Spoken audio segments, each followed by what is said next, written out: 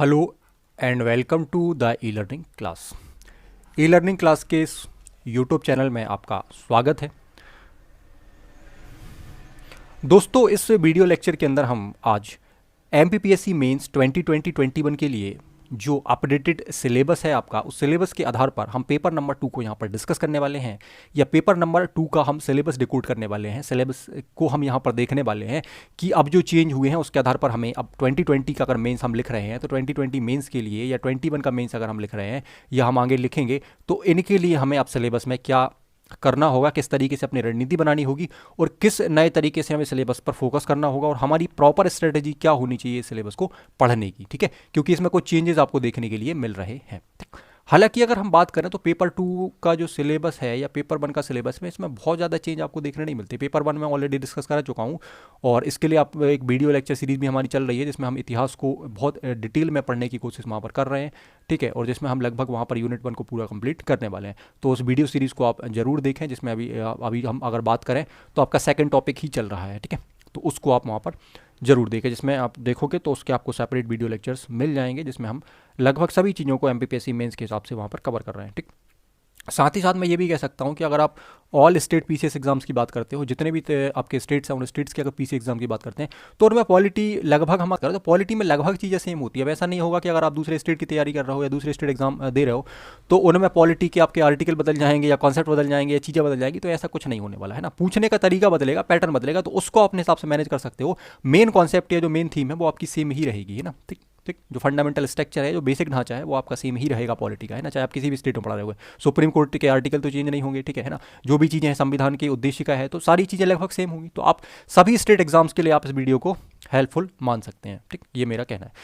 तो पेपर 2 अगर हम बात करें जीएस पेपर 2 का, तो जीएस पेपर 2 के पार्ट ए को हम डिस्कस करने वाले हैं। ठीक है, जिसका नाम अगर हम बात करें तो इस पेपर का नाम है आपका संविधान, शासन व्यवस्था, राजनीतिक एवं प्रशासनिक संरचना। ठीक, हालांकि इसको आप राज्य व्यवस्था या पॉलिटी कह देते हैं। ठीक है, पर इसका जो नाम है पेपर का, वो अंदर आपको मिलता है पेपर में, जो लिखा हुआ है कि संविधान, शासन व्यवस्था, राजनीतिक एवं प्रशासनिक संरचना। ठीक, तो संविधान, शासन व्यवस्था में अगर हम बात करें, हम पेपर नंबर 2 की बात करें, सेकंड प्रश्न पत्र की हम बात करें, तो इसका जो स्ट्रक्चर है, इसका जो पैटर्न है, इसकी जो स्कीम है, वो हम लगभग ऑलरेडी डिस्कस कर चुके हैं। तो स्टार्टिंग के जो 3 पेपर हैं उनमें सेम स्कीम या सेम पैटर्न आपको देखने के लिए मिल रही है। लगभग तीनों पेपर आप देखोगे तो तीनों पेपर आपको 300 मार्क्स के ही देखने के लिए मिल रहे हैं। समय भी इनमें 3 घंटे ही है। ठीक है, बट आपका जो पेपर नंबर 1 है, उस पेपर नंबर 1 में आपका क्या है, तो 2 खंड है। ठीक है, और पेपर नंबर 2 में भी हम देख रहे हैं तो 2 खंड आपको देखने के लिए मिल रहे हैं। ठीक है, तो हम उसी में खंड ए की हम बात कर रहे हैं, या पार्ट ए की हम आज बात करने वाले हैं, जिसका नाम क्या है आपका पॉलिटी है। ठीक है, और सेकंड आपका देखोगे तो सेकंड का नाम अर्थव्यवस्था एवं समाजशास्त्र यहाँ पर रखा गया है। हालांकि अर्थव्यवस्था पहले पेपर नंबर 3 में आपका आता था, और पेपर नंबर 3 के सेकंड पार्ट में या पार्ट बी में, ये तो अब इसको कहाँ शामिल कर दिया है, तो इसको पेपर नंबर 2 के सेकंड पार्ट में शामिल कर दिया गया। ठीक है, पहले पेपर नंबर 2 जो था उसके सेकंड पार्ट में आपका हेल्थ वगैरह और ये सारी चीज़ें आती थी। ठीक है, तो हम यहाँ पर इस वीडियो लेक्चर के अंदर या सीरीज़ के अंदर हम ये डिस्कस करने वाले हैं कि जो सामान्य अध्ययन का पेपर 2 है, उसमें राजनीति आपका जो पॉलिटी वाला सेक्शन है, वहाँ से क्या क्या पूछा जाना है। ठीक है, पेपर का मीडियम आपका दोनों ही होगा, यहाँ पर हिंदी इंग्लिश दोनों फॉर्मेट में आप क्या कर सकते हो, अपना आंसर लिख सकते हो। ठीक है, जो भी मीडियम है उस मीडियम में आप अपना आंसर लिख सकते हो। तो आगे हम बात करते हैं इसके बारे में, मैं आपको हालांकि बता चुका था बहुत डिटेल में। ठीक है, तो थोड़ा सा हम यहाँ पर ये देख लेते हैं कि भाई पेपर नंबर जो आपका सेकंड है, उसमें अगर हम खंड आ की बात करें या पार्ट हम ए की बात करें, तो पार्ट ए आपका 150 मार्क्स का या 150 नंबर का यहाँ पर ये होने वाला है। ठीक, इकाई 1 यहाँ पर होगा यूनिट नंबर, मतलब इसमें देखो क्या है कि अब पेपर को उन्होंने क्या किया है, यूनिट्स में डिवाइड कर दिया है। मैंने आपको पहले भी बताया था, चाहे इतिहास में हमने डिस्कशन किया हो या उसके पहले किया हो। ठीक है, और बाकी इसका डिटेल वीडियो भी आपको सिलेबस वाला है या पैटर्न है, या 2019 और 20 का जो पैटर्न है उन दोनों में क्या अंतर है, तो ये वाली वीडियोस आपको चैनल पे एक सीरीज़ मिल जाएगी, जिसमें लगभग 6 से 7 वीडियो आपको मिल रहे होंगे, और उसमें पूरा डिटेल से बताया कि भाई 19 में सिलेबस क्या था, 20 में क्या है और कितना चेंज हुआ है, और पूरा उसमें स्कीम वगैरह है, पेपर पैटर्न है, वो सब कुछ बताया हुआ है। तो मैं वीडियो के लास्ट में आपको ये लिंक मेंशन कर दूंगा, तो उससे आप जाकर डायरेक्ट प्लेलिस्ट में सारे वीडियोज़ वहाँ पर देख सकते हैं। ठीक, तो अब देखो क्या हुआ है कि जो पेपर है आपको उसको यूनिट्स में डिवाइड किया हुआ है सेपरेट, है ना। कि भाई जिसको, जैसे हम अगर बात करें तो इस पेपर को 5 यूनिट में डिवाइड किया हुआ है ना। यूनिट नंबर 1 है, 2 है, 3 है, 4 है और ये 5 है।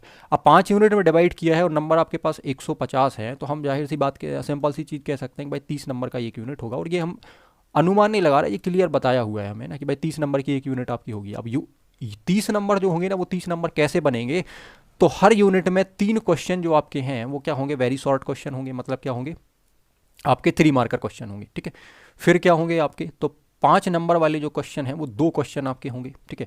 और 11 नंबर वाला जो क्वेश्चन है आपका, जिसको हम दीर्घ उत्तरी प्रश्न भी कह सकते हैं, जो 200 शब्दों में लिखा जाता है आपका, तो वो 1 क्वेश्चन होगा। तो हमें क्लियर यहाँ पर होगा कि भाई 3 नंबर वाले 3 क्वेश्चन मिलने वाले हैं, 5 नंबर वाले हमें 2 क्वेश्चन मिलने वाले हैं, और 11 नंबर वाला हमें 1 क्वेश्चन पेपर में मिलने वाला है। तो इस तरीके से आप देखो कि एक यूनिट से नंबर ऑफ क्वेश्चन कितने बन रहे हैं भाई, 6 यूनिट्स कितने हैं हमारे पास, 5 हैं। तो आप क्या कह सकते हो कि भाई हमारे यहाँ पर 30 क्वेश्चन बन रहे होंगे, ठीक है। टोटल हम बात करें तो, ठीक, टोटल अगर हम बात करें कि भाई पूरे इस हाफ पेपर में या आधे पार्ट के अंदर या पार्ट ए के अंदर कितने क्वेश्चन बन रहे होंगे, तो आप बताओगे कि भाई 30 क्वेश्चन बन रहे होंगे, ठीक है। क्या होंगे अगले में, तो इसका मतलब है कि 3 घंटे के अंदर आपको 60 क्वेश्चंस लिखने हैं, ठीक है। अगर आप मेंस लिख रहे हैं या आप एमपीपीएससी मेंस की तैयारी कर रहे हैं, मैं एमपीपीएससी मेंस के पैटर्न को यहाँ पर बता रहा हूँ ना, ठीक। एमपीपीएससी मेंस में आपको 3 घंटे के अंदर 60 क्वेश्चन या 60 क्वेश्चन लिखने हैं, ठीक है, ठीक। इस पे आपको एक सेपरेट वीडियो मिल जाएगा कि आप किस क्वेश्चन को कितना टाइम देंगे, कैसे क्या करेंगे, तो एक रणनीति का पूरा वीडियो आपको मिल रहा होगा आगे, ठीक। तो ये बात मेरे हिसाब से आपको क्लियर हो पा रही है। हम साथ ही साथ शब्दों के बारे में अगर बात करें तो यहाँ पर सेम सिस्टम चलेगा आपका। 10 शब्दों में आपको 3 नंबर वाला जो क्वेश्चन है उसको 10 ही शब्दों में लिखना है, ठीक है। 5 नंबर वाला जो क्वेश्चन है उसको 50 शब्दों में कंप्लीट करना है, और 11 नंबर का जो क्वेश्चन है उसको 200 शब्दों में आप कंप्लीट करने का यहाँ पर प्रयास करने वाले हैं, ठीक, करेंगे, ठीक है। इकाई नंबर 1 की हम बात कर लेते हैं, यूनिट नंबर 1 की हम बात कर लेते हैं। भाई यूनिट नंबर 1 में क्या रखा गया है, तो सबसे पहला पॉइंट आपको मिलता है भारतीय, यहाँ पर भारतीय संविधान, ठीक है। पहला ही हम पॉइंट यहाँ पर बात करते हैं, तो पहला ही पॉइंट आपका क्या रखा गया है यहाँ पर, भारतीय संविधान। तो भारतीय संविधान में क्या पढ़ना है आपको, निर्माण पढ़ना है, विशेषताएं पढ़ना है, इसके फीचर्स पढ़ने हैं, ठीक है, मूल ढांचा पढ़ना है, और प्रमुख संशोधन पढ़ना है। इसका मतलब क्या है कि आपको 4-5 शब्दों के अंदर अब सारी ही चीज़ें बता दी है ना। अब संविधान का निर्माण पढ़ना है तो आपको पूरा स्टार्टिंग से पढ़ना पड़ेगा कि संविधान किस तरीके से संविधान की पृष्ठभूमि बनती है, ठीक है। अब ये चीज़ आपकी कहाँ जाकर जुड़ रही होगी, कहाँ जाकर लिंक हो रही होगी, तो ये आपकी लिंक होगी कहाँ पर, इतिहास में। अगर आप मॉडर्न इंडिया पढ़ रहे हैं और मॉडर्न इंडिया में आप देखते हैं तो 1945 वाला जो टाइम है या उसके पहले की जो घटनाएं हैं, ठीक है, उन सबको आपको पढ़ना पड़ेगा, ठीक है। चाहे हम गांधी जी के आगमन के टाइम से बात करें, ठीक है, 1915 से या 1917 से आप बात करो, ठीक है, या उसके पहले हम बात करें कि जो ब्रिटिश रूल चल रहा था तो वो किस तरीके का था, ठीक है, सबसे पहले जो ब्रिटिश रूल आया था वो किस तरीके का था। तो यहाँ पर हालांकि हम इन चीज़ों के बारे में बहुत ज़्यादा डिस्कशन नहीं कर रहे। जब हम लेक्चर को यहाँ पर स्टार्ट करेंगे, या हम लेक्चर नंबर 1 जब हमारा इसके ऊपर आ रहा होगा, तो उसमें हम सारी पृष्ठभूमि के बारे में चर्चा करेंगे, और हर एक पॉइंट को, हर एक आस्पेक्ट को हम बहुत डिटेल में वहाँ पर समझने की कोशिश करेंगे कि संविधान का निर्माण किन परिस्थितियों में हुआ, कैसे हुआ, उसके पीछे कौन कौन से कारण थे।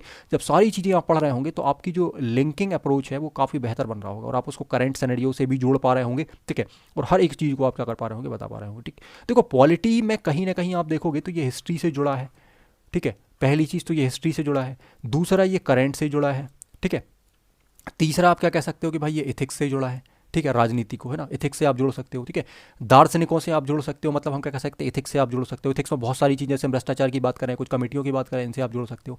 तो आप ये देखो कि भाई आपका जो सेकंड पेपर है वो कितनी सारी चीज़ों से लिंक है, कितनी सारी चीज़ों से जुड़ा हुआ है, ठीक। इकोनॉमी में भी आप जब बैंकिंग सिस्टम की बात करते हो या कुछ और चीज़ों की बात करते हो, जीएसटी की बात करते हो या अन्य चीज़ों की बात करते हो, तब भी आप इतिहास को वहाँ पर लेकर आते हो। चाहे आप आरबीआई की बात करो, चाहे लॉ की बात करो, चाहे इन चीज़ों की बात करो, तो आप चीज़ें एक दूसरे के साथ इंटरलिंक्ड हैं, इंटरलिंकिंग अप्रोच है।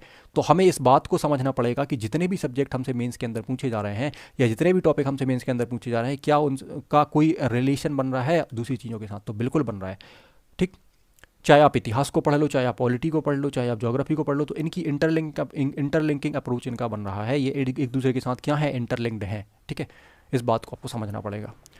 आगे हम बात करते हैं वैचारिक तत्व की। तो उद्देशिका है, मूल अधिकार हैं, राज्य के नीति निर्देशक तत्व हैं, ठीक है, और मूल कर्तव्य हैं। तो इनको भी पढ़ना है। क्लियर बताया हुआ है सिलेबस में आपको बहुत बेहतरीन तरीके से कि भाई यूनिट नंबर 1 से 30 नंबर का हम पूछने वाले हैं, जिसमें आपके 3 क्वेश्चन छोटे वाले क्वेश्चन होंगे जिनको हम 3 नंबर कह सकते हैं, फिर 2 क्वेश्चन 5 नंबर वाले होंगे, 1 क्वेश्चन 11 नंबर वाला होगा। क्लियर बताया, और वो किस में से होगा, इन सब इसमें से होगा। अगर आप इस सबको बहुत अच्छे से पढ़ लेते हो तो आप ये मानते हो कि हमने 30 नंबर का सेक्शन कवर कर लिया है, ठीक। पर सिलेबस बहुत छोटा नहीं है, सिलेबस में बहुत सारी चीज़ें हैं, पर अगर हम उनको बहुत सिंपल तरीके से पढ़ेंगे, बहुत अच्छे तरीके से पढ़ेंगे, एक सरल तरीके से चीज़ों को समझेंगे, तो आसानी से आप उसको कवर कर सकते हैं, बहुत बेहतर तरीके से चीज़ों को कंप्लीट कर सकते हैं, ठीक। सेम यहाँ पर आपका इंग्लिश में भी दिया हुआ है ना, ठीक है। चाहे हम फंडामेंटल राइट्स की बात करें, चाहे हम फंडामेंटल ड्यूटीज़ की बात करें, चाहे हम डायरेक्ट डीपीएसपी की बात करें, ठीक है, directive principle of state policy, ठीक है। संघवाद की हम बात कर रहे हैं, यहाँ पर केंद्र की बात कर रहे हैं, ठीक है। तो केंद्र राज्य संबंध आपसे पूछा है, राज्यों का संबंध पूछा है, ठीक है। उच्चतम न्यायालय आपसे पूछा गया है, ठीक है, सुप्रीम कोर्ट आपसे पूछा है, ठीक है। उच्च न्यायालय आपसे पूछा हुआ है, न्यायिक पुनरावलोकन आपसे पूछा है, ठीक है, जुडिशियल रिव्यू जिसको आप कहते हैं, ठीक है, न्यायिक संग्रहियता आपसे पूछी हुई है, लोक अदालत पूछा हुआ है, जनहित याचिका। तो सारे टॉपिक्स मेरे हिसाब से वही हैं जो पहले थे, पर सिलेबस क्या है इसमें व्यवस्थित कर दिया गया। और पहले सिलेबस थोड़ा सा फैला हुआ था, ठीक है, पॉइंट्स के फॉर्म में बस दिया था केवल कि भाई इतनी चीज़ें पढ़ के आ जाना है पॉलिटी में, ठीक है। अब सिलेबस को क्या कर दिया है, यूनिट्स में बांध दिया है, तो आप यूनिट्स के हिसाब से और अच्छी तैयारी अपनी कर सकते हो। अगर आपने इन सारी चीज़ों को कंप्लीट कर लिया तो आप कहेंगे कि भाई हमारी यूनिट नंबर 1 कंप्लीट हो जाती है ना। तो स्टेट रिलेशन है आपका, सुप्रीम कोर्ट है, ठीक है, हाई कोर्ट है, जुडिशियल रिव्यू है, जुडिशियल एक्टिविज्म है, ये क्या होते हैं, ठीक है, टर्म्स है ना, लोक अदालत क्या होता है, पब्लिक इंटरेस्ट लिटिगेशन क्या होता है, तो इन सबको हम डिटेल में वहाँ पर पढ़ने वाले हैं। और हमारा अप्रोच वही होगा, जैसे आपने हिस्ट्री में लेक्चर्स देखे होंगे, तो हिस्ट्री लेक्चर में हम क्या कर रहे हैं भाई, कलरफुल डायग्राम्स के साथ, ग्राफ के साथ, है ना, और जो चीज़ें रियल में एग्जिस्ट हो रही हैं उनके साथ हम क्या कर रहे हैं, उसको कनेक्ट करके चीज़ें हम पढ़ रहे हैं, ठीक है। और जो भी टॉपिक हम पढ़ रहे हैं उससे लास्ट ईयर में 6-7 सालों के अंदर क्या क्या क्वेश्चन पूछे गए हैं, सबसे पहले उनको डिस्कस कर रहे होंगे, ठीक है। और चीज़ों को सरल भाषा में, ठीक है, हिंदी में हम बिल्कुल सरल से सरल भाषा में चीज़ों को और बेहतर तरीके से ग्राफ से, डायग्राम से, ठीक है, क्लिप आर्ट से चीज़ों को फिर हम यहाँ पर समझने का प्रयास आगे कर रहे होंगे इस वीडियो लेक्चर सीरीज के अंदर, ठीक। यूनिट नंबर 2 की हम बात कर लेते हैं। तो यूनिट नंबर 2 में आप बता रहे होंगे कि भारत निर्वाचन आयोग, नियंत्रक महालेखा परीक्षक, ठीक है, संघ लोक सेवा आयोग, मध्य प्रदेश लोक सेवा आयोग, नीति आयोग, तो इनके बारे में आपको यहाँ पर यूनिट नंबर 2 में पढ़ना है। चाहे तो आप इलेक्शन कमीशन ऑफ इंडिया की बात कर लें, ठीक है, controller and auditor general of India, ठीक है, union public service commission, Madhya Pradesh public service commission and NITI Aayog, तो इन सबको यहाँ डिस्कस करना है। सेकंड पार्ट इसमें जो आपका आता है यूनिट नंबर 2 में, इसमें भारतीय राजनीति में जाति मतलब कास्ट, ठीक है, धर्म, वर्ग, निर्जातीयता, भाषा एवं लिंग की भूमिका, भारतीय राजनीति में राजनीतिक दल एवं मतदान व्यवहार, ठीक है, सिविल सोसाइटी, जन आंदोलन, राष्ट्रीय अखंडता तथा सुरक्षा से जुड़े मुद्दे, मतलब क्या है, role of caste, religion, class, ठीक है, एथनिसिटी, ठीक है, language and gender in Indian politics, political parties and voting, behaviour in Indian politics, civil society and public movements, national integrity and security issue. तो लगभग चीज़ें देखो हिंदी में या इंग्लिश में लगभग चीज़ें सेम है, आप इंग्लिश टर्म्स को भी यहाँ पर देखते चलें साथ ही साथ, ठीक है, जिससे चीज़ें और बेहतर तरीके से हम समझ पा रहे हैं। तो यूनिट नंबर 2 का सिलेबस भी आपका सेम होगा भाई, यहाँ से भी 30 नंबर का आपसे पूछा जा रहा होगा और स्कीम सारी आपकी वही होगी कि 3, 5 और 11 में डिवाइड होगा। यहाँ से 3 क्वेश्चन बनने हैं, ये 2 क्वेश्चन बनने हैं, ये क्वेश्चन बनना है, सेम एज इट इज़ होगा।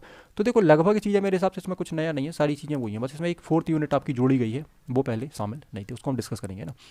इकाई नंबर 3 की बात करते हैं। तो यूनिट नंबर 3 में आपसे पूछा गया है संविधान के 73वें और 74वें संवैधानिक संशोधन के संदर्भ में जन भागीदारी एवं स्थानीय शासन को हमें यहाँ पर पढ़ना है। मतलब स्थानीय प्रशासन, आपको इसमें स्थानीय स्वशासन है, जो भी चीज़ें हैं वो सब कुछ पढ़ना पड़ेगा आपको सारा का सारा, ठीक है। जवाबदेही का अधिकार, प्रतिस्पर्धा आयोग, ठीक है, कंपटीशन कमीशन,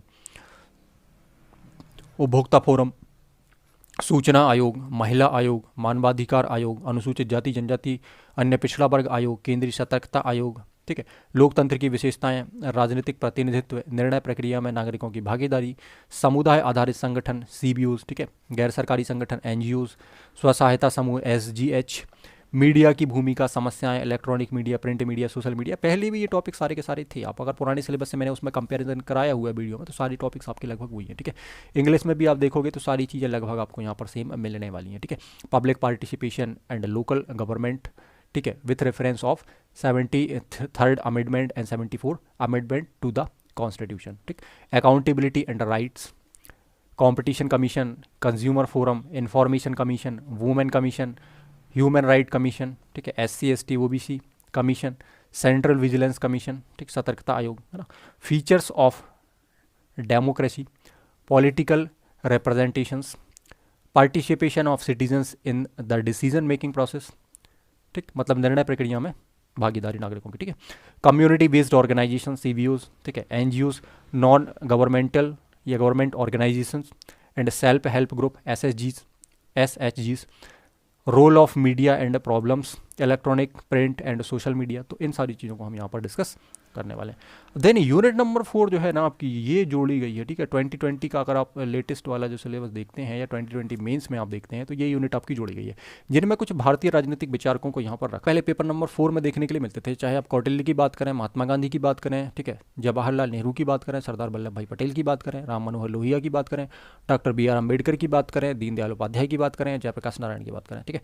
तो ये आपके दार्शनिक हैं, ठीक है, विचारक हैं।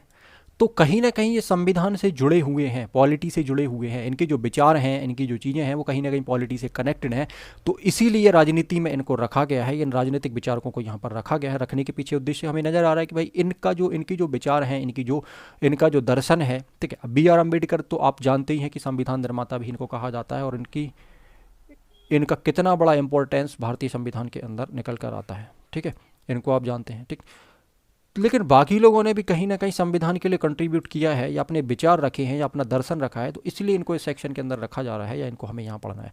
तो इन विचारकों को पढ़ने से आपको डबल फ़ायदा होगा। एक तो आप इनका यूज़ कहाँ कर सकते हैं, एथिक्स में भी कर सकते हैं, ठीक है। एथिक्स में हालांकि हमें और विचारकों को या और दार्शनिकों को वहाँ पर पढ़ना है, पर इनको जब आप यहाँ पढ़ेंगे, है ना, तो आप फिर यहाँ चीज़ें और बेहतर तरीके से कनेक्ट कर पा रहे होंगे। तो यूनिट नंबर 4 जो आपका नया चेंज है वो मैंने आपको बता दिया।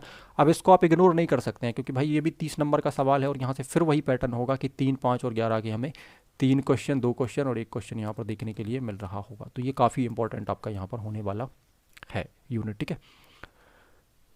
देन यूनिट नंबर हम 5 की अगर बात करते हैं, तो यूनिट नंबर 5 में आप देखोगे तो यहाँ प्रशासन एवं प्रबंधन सबसे पहला पॉइंट आपका रखा गया है, ठीक। प्रशासन का आपको अर्थ देखना है, प्रकृति देखनी है, इसका महत्व देखना है। विकसित एवं विकासशील समाजों में लोक प्रशासन की भूमिका को आपको देखना है। एक विषय के रूप में लोक प्रशासन का विकास देखना है। नवीन लोक प्रशासन, ठीक है, लोक प्रशासन के सिद्धांत इंग्लिश में भी सेम आपका दिया हुआ है, ठीक है। एडमिनिस्ट्रेशन एंड मैनेजमेंट, ठीक है। मीनिंग, नेचर एंड सिग्निफिकेंस, ठीक। Role of public administration in developed and developing societies, development of public administration as a subject, modern public administration, principle of public administration. तो ये सारी चीज़ें आपको डिस्कस करनी, लगभग चीज़ें सेम है ना। तो यहाँ हम बात करते हैं अवधारणाएं। तो अवधारणाओं में आपसे पूछा गया है शक्ति, सत्ता, प्राधिकारी, उत्तरदायित्व एवं प्रत्यायोजन, ठीक है, डेलीगेशन, है ना, ठीक। तो कॉन्सेप्ट में अगर आप देखोगे अवधारणाओं में, तो power, authority, responsibilities and delegations, ठीक है। संगठन के सिद्धांत, पद सोपान, नियंत्रण का क्षेत्र एवं आदेश की एकता, लोक प्रबंधन के नवीन आयाम, परिवर्तन का प्रबंधन एवं विकास प्रशासन, ठीक है। New dimensions of public management, management of change and development administration. इसका मतलब ये है कि आपको लोक प्रशासन से जुड़ी हुई चीज़ें जो यहाँ पर मेंशन करी गई हैं, इनके अकॉर्डिंग ही आपको क्या करना है, यहाँ पर चीज़ों को तैयार करना है। और ये सेक्शन भी आपका 30 मार्क्स का होगा, ठीक है। और चीज़ें आपकी फिर उसी तरीके से यहाँ पर भी चल रही होंगी, ठीक। तो अब यहाँ पर हमें एक बात समझना है कि यहाँ पर 2-3 पॉइंट्स आपके निकल कर आते हैं, ठीक है। सबसे पहली चीज़ ये है कि भाई पॉलिटी में सिलेबस अब थोड़ा सा आपको दिख रहा होगा कि पहले कुछ चीज़ें एक्स्ट्रा भी थी, तो अब सिलेबस आपको बिल्कुल सिंपल यहाँ पर बताया हुआ है। 4 यूनिट अगर आप देखोगे तो टोटल पॉलिटी में आपको देखने के लिए मिल रही हैं, ठीक है। 3 यूनिट आप देख सकते हो तो पॉलिटी में आपको देखने के लिए मिल रही हैं। चौथी यूनिट जो है वो आप उसमें देखोगे तो आप देखोगे कि दार्शनिकों के बारे में आप वहाँ पर पढ़ रहे हैं। और 5वीं यूनिट में अगर हम बात करें तो 5वीं यूनिट में आप देख रहे हो कि आप लोक प्रशासन के बारे में, यहाँ पर समाजशास्त्र जिसको हम कह रहे हैं, तो उसके बारे में आप पढ़ रहे हो, ठीक। तो आप यहाँ पर कहीं ना कहीं एक चीज़ ये देख पा रहे हैं कि पैटर्न जो है या पहले का जो सिस्टम है उससे अब थोड़ा सा चेंज हमें देखने के लिए मिल रहा है। एक तो चीज़ें सेपरेट कर दी हैं आपकी, भाई 3 यूनिट आपका पॉलिटी के ऊपर बेस्ड है, चौथे यूनिट में आप दार्शनिकों, पब्लिक एडमिनिस्ट्रेशन जिसको हम कह सकते हैं, तो उसका इम्प्लीमेंटेशन आपको बता दिया। तो सिलेबस व्यवस्थित है आपका, ठीक है। सारी यूनिट्स आपको कवर यहाँ पर करने वाले लेक्चर्स में हम इनके ऊपर लेक्चर्स, आपको पॉलिटी के ऊपर लेक्चर्स काफ़ी जल्द मिलने वाले हैं, जो लगभग अभी रिकॉर्डेड लेक्चर के फॉर्म में आपको मिल रहे होंगे, जिसमें हम हर एक टर्म्स को, हर एक चीज़ों को बहुत बेहतर तरीके से यहाँ पर क्लियर करने की कोशिश करेंगे, या उनको समझने का प्रयास हम यहाँ पर कर रहे होंगे, ठीक। तो इस वीडियो के अंदर हमारा उद्देश्य केवल सिलेबस को डिस्कस करना था, जिससे आपको सिलेबस बताया जाए, सिलेबस के ऊपर हमें फिर आगे चीज़ें करनी है, ठीक है। तो वीडियो की PDF को डाउनलोड करने के लिए या आप स्लाइड्स को डाउनलोड करने के लिए फेसबुक पेज को ज्वाइन कर सकते हैं, ठीक है, या आप इस टेलीग्राम ग्रुप को ज्वाइन कर सकते हैं, जिनसे आप वीडियो की जो स्लाइड्स हैं या जो PPT है, ठीक है, या जो PDF फॉर्म में आपको दी जाएगी, तो उस PDF को आप डाउनलोड कर पा रहे होंगे, ठीक है। सिलेबस हमें याद होना चाहिए कि क्या किस यूनिट में क्या है, क्या नहीं है। देन उसके बाद फिर हम अपने टॉपिक्स के ऊपर अच्छे से कमांड कर सकते हैं, अच्छे से हम चीज़ों को पढ़ सकते हैं, ठीक। तो मेरा उद्देश्य यहाँ पर सिलेबस बताना था। उम्मीद है कि आपको लेक्चर ठीक लगा होगा, या चीज़ों को बेहतर तरीके से आपने समझा होगा, ठीक है। स्ट्रेटजी के ऊपर हम इसके ऊपर नेक्स्ट वीडियो जो होगा वो स्ट्रेटजी के ऊपर मिल रहा होगा, जिसमें हम यूनिट नंबर 1 को डिस्कस करेंगे, साथ ही साथ हम स्ट्रेटजी भी डिस्कस करेंगे, हमें किस तरीके से पढ़ना है। देखो पेपर की स्ट्रेटजी बिल्कुल सिंपल है, ठीक है, कि भाई हर टॉपिक को ठीक तरीके से कवर करना है। 30 नंबर का सवाल है, ठीक है, या 30 नंबर हर टॉपिक बनाकर दे रहा है, ठीक है। ये जितनी भी यूनिट्स हैं वो यूनिट 30 नंबर आपको बना कर देने, तो हर टॉपिक हमें ईच एंड एवरी टॉपिक्स को ठीक तरीके से टू पॉइंट हमें कवर करना है। बहुत ज़्यादा हमें नहीं पढ़ना है ना, पैराग्राफ्स में चीज़ें नहीं पढ़नी है, बहुत ज़्यादा नहीं पढ़ना है। हर टॉपिक के हमारे पास अच्छे से शानदार 8 से 10 पॉइंट हर टॉपिक के होने चाहिए, जिसके ऊपर हम 50 शब्दों में लिख पाएँ, ठीक है। उन्हीं 2-3 पॉइंट्स को इकट्ठा करके हम 200-300 शब्द बना पाएँ, 200 शब्द भी बना पाएँ, ठीक है। और उन्हीं पॉइंट्स को इकट्ठा करके हम 200 शब्द 300 शब्द का हम एक ऐसे भी लिख पाएँ। तो हमें इस पर ही काम करना है बस, ठीक है। बहुत ज़्यादा नहीं पढ़ना, ठीक है। लक्ष्मीकांत आप पूरी किताब पढ़ के बैठ गए, ठीक है, उसके बाद आप पेपर लिख ही नहीं पा रहे, या मेंस में आंसर राइटिंग ही नहीं कर पा रहे, या आप एमपीपीएससी मेंस नहीं लिख पा रहे, तो फिर उस चीज़ का कोई मतलब नहीं है। तो पॉइंट अप्रोच को लेकर चले, मेरा ये मानना है कि आपका जो पैटर्न है वो पैटर्न किसको सपोर्ट कर रहा है, वो पॉइंट अप्रोच को सपोर्ट कर रहा है, कि आप हर चीज़ को पॉइंट पर पढ़ने की कोशिश करें, ठीक है। हर चीज़ के पॉइंट्स आप बनाएं, हर चीज़ के आप डायमेंशंस बनाएं, तो डायमेंशंस बनाएं, हर डायमेंशंस में आप 4-4 5-5 पॉइंट्स को कवर करते चले जाएं, तो चीज़ें आपकी बहुत बेहतर तरीके से कवर होगी। इसमें बाकी कोई स्ट्रेटजी नहीं है। स्ट्रेटजी हमारी क्या है, सिंपल है। स्ट्रेटजी हमारी बिल्कुल सिंपल है, जैसे हम इतिहास पढ़ रहे हैं वैसे ही हम पॉलिटी पढ़ेंगे। तो सबसे पहले क्या करेंगे भाई, जिस टॉपिक को हम पढ़ रहे हैं उस टॉपिक की समझ बनाएंगे। सबसे पहले समझ बनाने के साथ साथ हम उसके क्वेश्चन उठा के देखेंगे, भाई किस नेचर के क्वेश्चन है, कैसे क्वेश्चन है, क्या पूछना चाह रहा है एग्जामिनर, ठीक है, अब क्या पूछना चाहेगा, ठीक है, या उससे कितने पॉसिबिलिटीज़ बन सकते हैं। पॉसिबिलिटी जरूर बनाए, अगर कोई क्वेश्चन पूछा गया है तो क्या अब इसकी पॉसिबिलिटी बन रही है, और नहीं बन रही है तो क्यों नहीं बन रही है, और इसकी नहीं बन रही तो क्या इसके बगल वाला क्वेश्चन आ सकता है, या इस तरीके की कोई चीज़ आ सकती है। तो पॉसिबिलिटीज़ के ऊपर पढ़ें, क्योंकि पॉसिबिलिटीज़ के ऊपर नहीं पढ़ोगे आप तो फिर चीज़ें हमसे नहीं बन पाएंगी, हम सारे क्वेश्चन अटैम्प्ट नहीं कर पाएंगे। कि अगर कोई क्वेश्चन लगातार 4-5 सालों से आ रहा है तो क्या अब नहीं आएगा इस साल, या अब और ज़्यादा संभावना बन जाती है आने की। तो इन सब सारी पॉसिबिलिटीज़ के ऊपर हम 1 बाय 1 डिस्कशन करेंगे, ठीक है। सारे पुराने पेपर डिस्कस करेंगे, जिस देखो टॉपिक वाइज हम पुराने पेपर डिस्कस करेंगे। जो टॉपिक आएगा उस टॉपिक के आप जितने भी क्वेश्चन होंगे वो सारे क्वेश्चन आपके सामने पहले ही स्लाइड पर रखे होंगे, उसके बाद तो टॉपिक स्टार्ट होगा। तो सारे क्वेश्चन डिस्कस करेंगे जाएंगे, उनका नेचर देखा जाएगा, कैसे नेचर के क्वेश्चन है, किस तरीके की चीज़ें पूछी जा रही हैं, क्या है क्या नहीं है, उन सबको डिस्कस करने के बाद ही हम आगे की चीज़ों पर डिस्कशन कर रहे होंगे, ठीक है। और चीज़ें बिल्कुल सिंपल वे में पढ़ें ना, हम बहुत ज़्यादा इसको लेंदी वे में ना पढ़ें, या बहुत ज़्यादा हम इसको हाई फाई लैंग्वेज में, हाई फाई उसमें ना पढ़ें ना। टर्म्स हैं उनको मतलब हम समझें आसान भाषा में, ठीक है। देखो क्योंकि आसान भाषा में जब आप समझोगे तो आसान भाषा में आप लिखोगे, और जब आसान भाषा में समझ कर आप आसान भाषा में लिखोगे तो एग्जामिनर को चीज़ें जल्दी समझ में आ रही होंगी ना। तो हमें बहुत ज़्यादा हाई फाई भाषा का यूज़ यहाँ पर नहीं करना है, ठीक है। ये ऐसे अप्रोच को लेकर नहीं चलना, क्योंकि चीज़ें जब आप आसान रखोगे तो समझ में जल्दी आएंगी, लंबे समय तक आप याद भी रख पाओगे, ठीक है। उनको आप, ठीक है, ग्रैब कर पाओगे, उनको आप पकड़ पाओगे, ठीक है, और उनको आप लिख भी पाओगे। कि मीन्स में इतने बड़े सिलेबस के ऊपर कमांड बनाना कोई आसान बात नहीं है, पर उसको हम बना सकते हैं। वो कैसे कर सकते हैं, मल्टी टाइम्स हम रिवीजन करें, ठीक है। उसकी स्ट्रेटजी हमें पता हो कि भाई हम चीज़ों को अगर भूल रहे हैं तो हमें ऐसा क्या करना चाहिए जिससे हम उसको 6 महीने 1 साल तक याद रख सकें, तो वो स्ट्रेटजी आपके पास होनी चाहिए, ठीक है। तो इन्हीं सारी चीज़ों के ऊपर डिस्कशन करने के लिए हम एक लेक्चर और रखते हैं, उस लेक्चर में हम सारी चीज़ों पर डिस्कशन करेंगे, ठीक है।